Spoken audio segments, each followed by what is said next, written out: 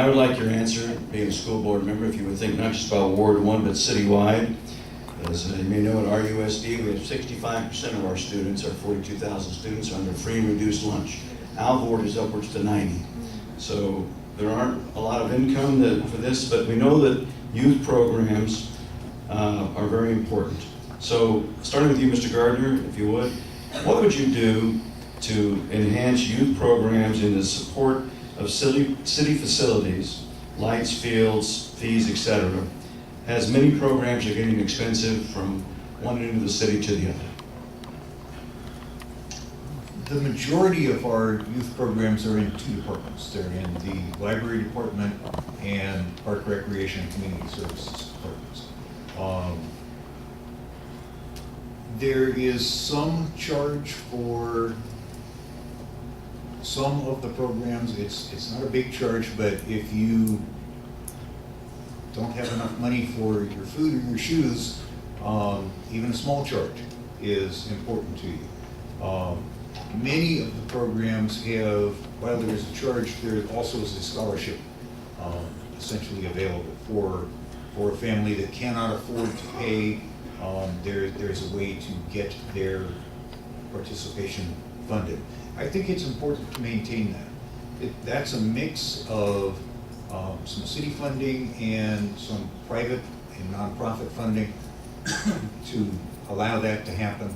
Our library programs, by and large, have no charge at all, and I'd like to see us stay with that. We are, in general, underbuilt in parks in our city. We do not meet the state recommended number of acres of developed park property per 1,000 people. We need to continue to develop park properties. We need to continue to develop the amenities in those parks that our people want and make them available to them. So, thank you.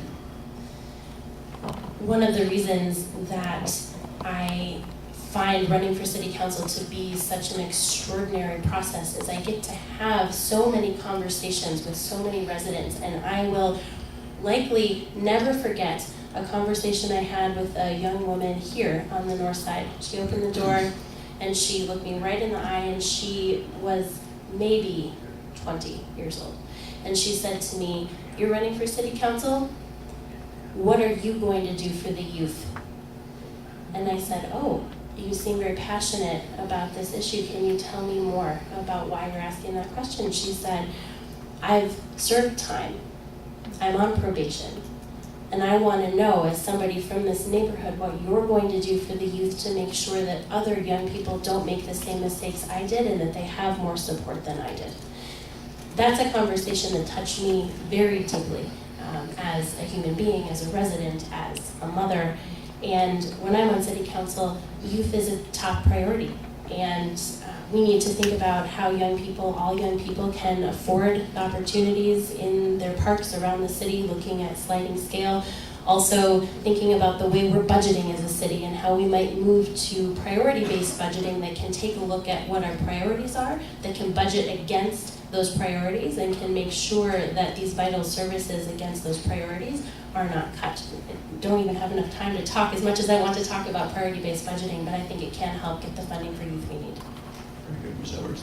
Mr. Falcone? In my campaign, I often talk about the future of Riverside, and Riverside went in the 25, 30-year outlook, the long haul. And I think when it comes to having that discussion, it's vital to acknowledge the importance of investing in our youth, investing in the young people of this town.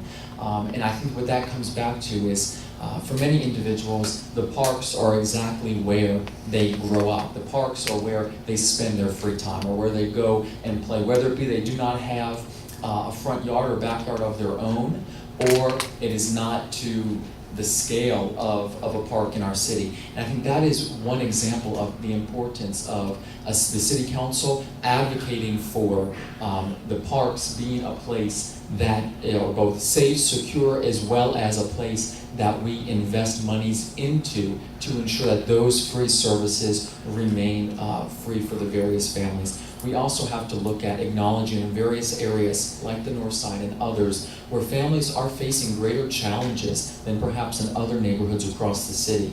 And that places like Reed Park and other parks in Ward 1 and the North Side in particular have the things necessary to ensure that their services, as well as the various programs they offer through Little League and other things, are able to be attainable for all the various families and children that reside in these neighborhoods. And that's something that we have to be looking at as an investment in the future of this town. Thank you all for your thoughtful answers there. Now we're going to go